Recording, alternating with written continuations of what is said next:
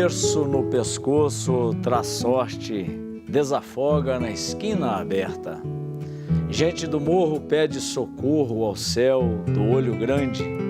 A procissão passou, um corpo tombou, é a vida, mãezinha só, quem tem dó. Deus na periferia tem nome de mãe, que desata a dor. Lá na beira do muro sem parede, um tijolo chora, luta sem trela. No fio do mistério é um sobe e desce, e a gente tece a favela. Versos e Preces, nosso programa de cultura, espiritualidade, música. Que bom que você está na nossa companhia. Um abraço fraterno, carinhoso. Hoje eu tenho a alegria de receber aqui no nosso programa duas pessoas muito ilustres. Eu recebo o Padre Mauro, que é conhecido aí pelo seu trabalho nas favelas, e pelo Museu Muquifo. Seja bem-vindo, Padre Mauro, ao nosso programa Versos e Preces. Eu que agradeço o convite. E você acompanhou também a trilha sonora da nossa poesia que abriu o programa, professor Alvimar Liberato, especialista em violão 7 cordas. Muito obrigado pela sua presença. Daqui a pouco nós vamos conversar sobre arte na favela, sobre o Museu Muquifo e ouvir também mais violão, mais música em nosso programa. Estamos iniciando o tempo da Semana Santa. Domingo de Ramos abre para nós um tempo muito importante de caminhada em sintonia com os passos da paixão, morte e ressurreição de Jesus Cristo. Vamos ouvir então o Evangelho do Domingo de Ramos, Marcos, capítulo 11, versículos de 1 a 10. Meditar o Evangelho que abre, que inaugura o tempo da Semana Santa. Evangelho de Marcos, capítulo 11, versículos de 1 a 10. A entrada de Jesus em Jerusalém.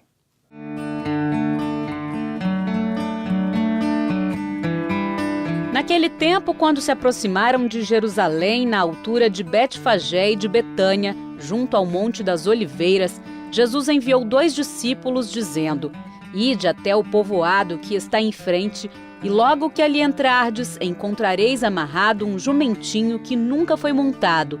Desamarrai-o e trazei-o aqui. Se alguém disser: Por que fazeis isso? Dizei: O Senhor precisa dele, mas logo o mandará de volta. Eles foram e encontraram um jumentinho amarrado junto de uma porta do lado de fora na rua e o desamarraram. Alguns dos que ali estavam disseram: O que estáis fazendo desamarrando esse jumentinho? Os discípulos responderam como Jesus havia dito, e eles permitiram. Levaram então o jumentinho a Jesus, colocaram sobre ele seus mantos e Jesus montou. Muitos estenderam seus mantos pelo caminho, outros espalharam ramos que haviam apanhado nos campos. Os que iam na frente e os que vinham atrás gritavam: Hosana, bendito o que vem em nome do Senhor. Bendito seja o reino que vem, o reino de nosso pai Davi. Hosana no mais alto dos céus. Com o Domingo de Ramos, iniciamos a Semana Santa. Eu convido a você, meu amigo, minha amiga, para fazer desse tempo um tempo de mais conversão, revisão de vida, oração, comunhão com a sua comunidade à luz do mistério da Páscoa de Jesus. Sua entrega por nós, entrega de amor, doação, é o amor pleno de Deus dado a nós, seres humanos. Hoje nós ouvimos esse evangelho que inaugura a Semana Santa, que é o evangelho da entrada triunfal de Jesus em Jerusalém. Jesus é aclamado como o rei, como filho de Deus, mas entra no jumentinho, que é a condução dos mais pobres, dos mais simples. Sempre haverá em nossa vida essas duas dimensões.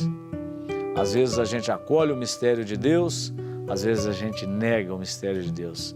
É muito importante prestar atenção nessa dinâmica durante toda a Semana Santa.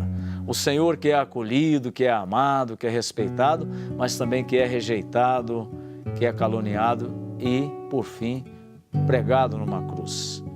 Pensemos em nossa vida, em nossa sociedade, quantas vezes nós nos alegramos por acolher o mistério de Deus em nossa comunhão fraterna, na festa das comunidades, em tanta coisa boa que a gente promove na vivência do amor. Mas também pensemos que é uma realidade.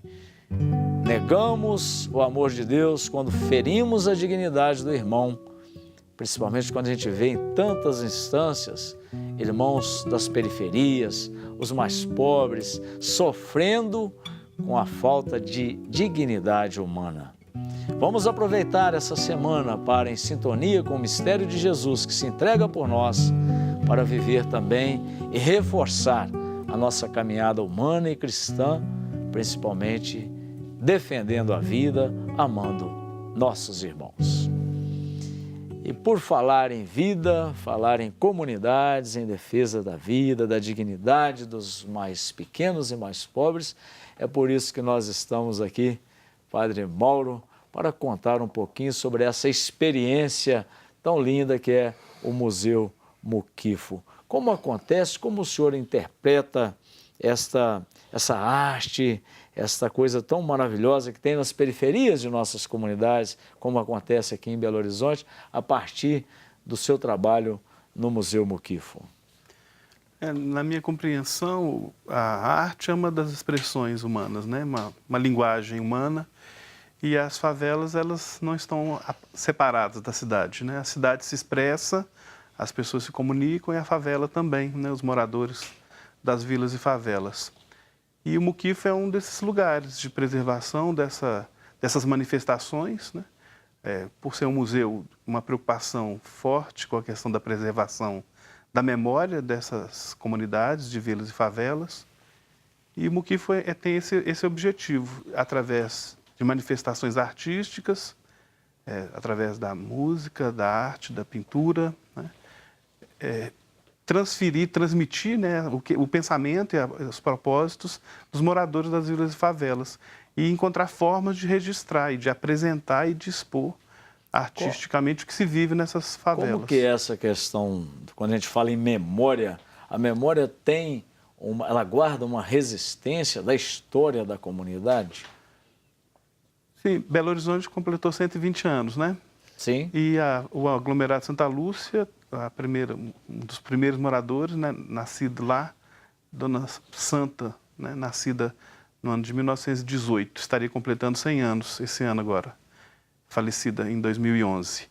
E a história dela, né, ligada àquela comunidade, ela nasceu na Vila Estrela, uma das vilas do aglomerado Santa Lúcia.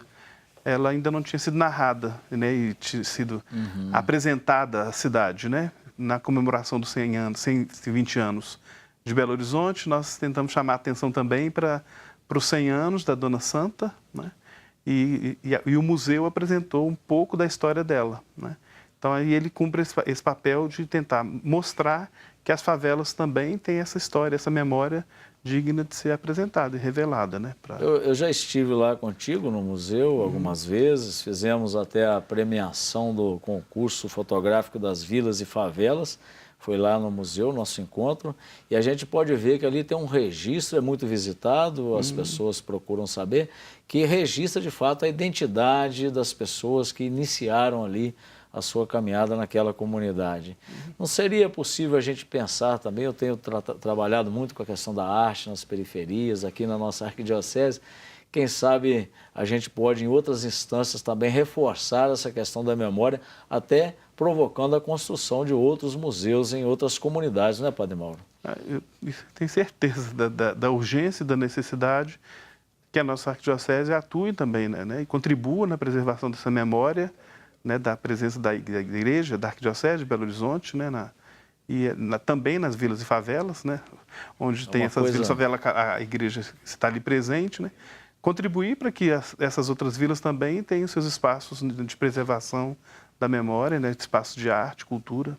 A gente volta no segundo bloco com mais partilhas sobre o Museu Muquifo, Padre Mauro, algumas imagens também que o senhor nos presenteou. Mas vamos fazer essa passagem do nosso primeiro bloco para o segundo, escutando mais Alvimar Liberato e o seu violão 7 cordas. Nós vamos ouvir a peça Graúna, de João Pernambuco.